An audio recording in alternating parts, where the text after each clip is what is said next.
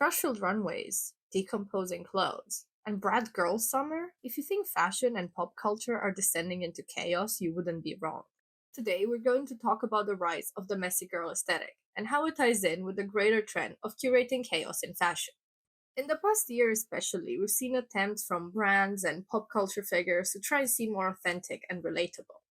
My favorite go-to snack, probably pizza, at least once a day. But with a closer look, it's not hard to tell how it's less chaos and more curation. From clean girls to old money to Barbiecore, these post-pandemic fashion trends were all very perfectly polished and curated. In 2022, there was a shift in online attitude to the emergence of goblin mode, an expression and trend that describes someone who wants to feel comfortable doing whatever they want without trying to be attractive or please other people. When this trend appeared, a lot of people were quick to jump in on it and created different versions of it, like Rat Girl, Feral Girl Summer, and Bed Rotting. And it seemed like attitudes were slowly starting to shift towards embracing this more messy or carefree behaviors. But at the time, it was still something that was confined to the online space. It wasn't something that was really getting picked up in fashion, for example, which was still dominated by very minimalist or hyper feminine trends. But starting last year, fashion and the wider pop culture started to embrace or give the impression that they embrace these less polished ideals. And while this seems like a positive evolution, there are some nuances that can make this trend more damaging to her self image than previous ones. The clean girl was honest about what it takes to be her. A lot of videos under this tag highlight workouts, healthy eating, and early morning wake ups. And while this trend was still problematic in its own way, The clean girl aesthetic should be called, I bullied women of color for this look and then copy and pasted it on a white girl and called it trendy. it was still kind of honest about what it entails to take part in it. Whereas the messy girl seems to champion this I just roll out of bed and threw on any clothes kind of attitude. It seems to bring back this trope that we saw in a lot of 2000s rom-coms of the supposedly frumpy main character that still looks amazing somehow. And it just kind of highlights that in order to be the messy girl that's considered trendy and not just plain dirty, you still need to fit some very specific beauty criteria. It's 2012 and everyone wants to be Effie from Skins. Her smudged makeup, heavy parting, and carefree attitude were in contrast with her thin and elegant frame, which is what made Effie, played by Kaya Scodelario, one of the idols of the Tumblr era. This meeting point of grunge Tumblr girl aesthetics and indie sleaze dominated pop culture with it girls including Alexa Chung, Sky Ferreira, and Cara Delevingne.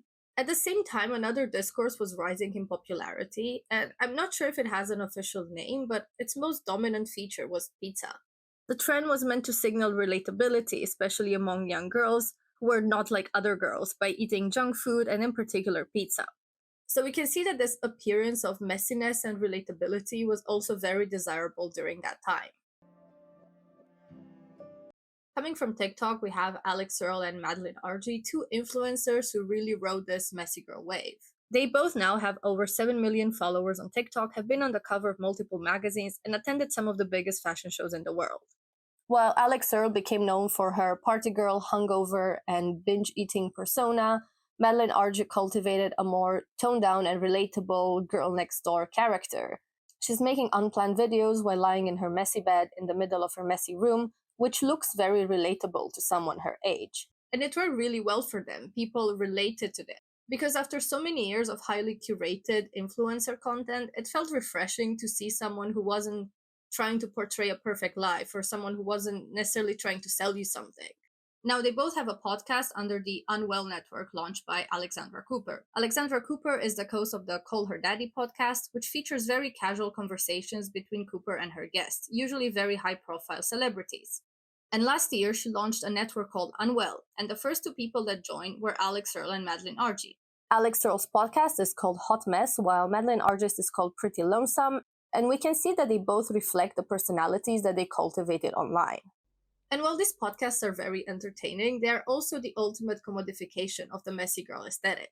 And it's important to point out now that this commentary is not an attack on these people or anyone who participates in this trend, but rather of the social context that we live in that celebrates these ideals. In fact, it seems that they are aware of the context that allowed them to become famous, and they're also trying to make the best of the position that they're in.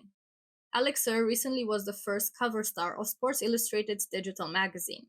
For this editorial, she specifically requested that the pictures are not retouched, showing her skin texture and other things people might consider as imperfections. I did this photo shoot, I was talking a lot in the interviews about like what my brand is. It's just being authentically yourself. And moving away from like certain people and more into the general context, I think there's one central aspect that people sometimes seem to miss when talking about relatability of like influencers or celebrity, and that is the fact that they still fit like conventional beauty standards.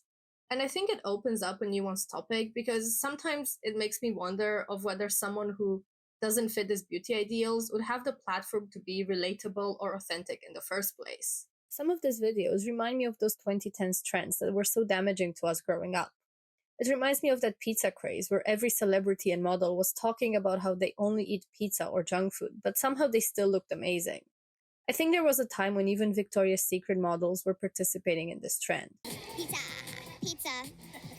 Lily's having a pizza party after this. And it makes me feel like I'm 12 again, watching all these perfect people that were being celebrated for things that myself or other people who didn't fit some conventional beauty standards were being made fun of.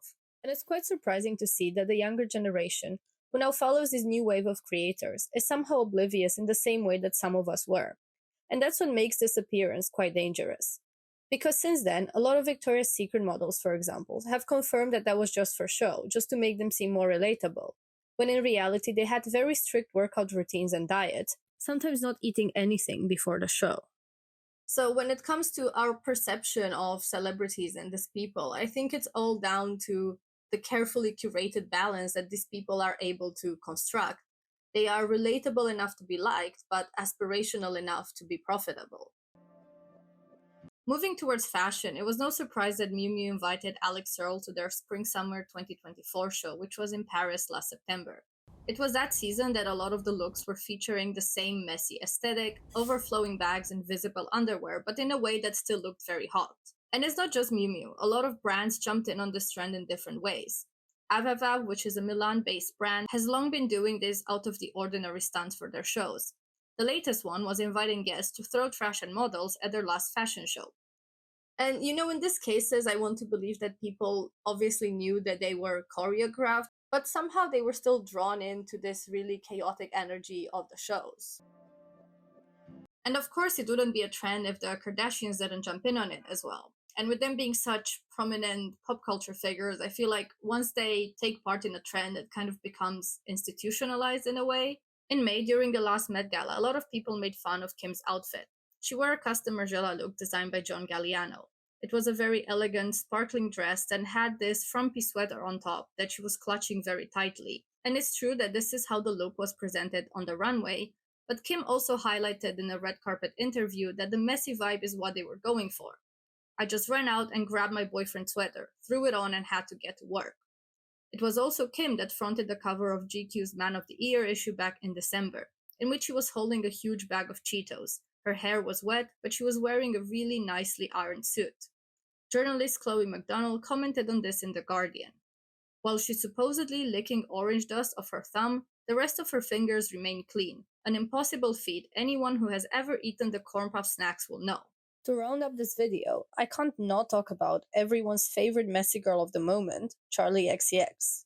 Another article in The Guardian writes that Charli XCX's new album, Brat, highlights how many young women currently aspire to live.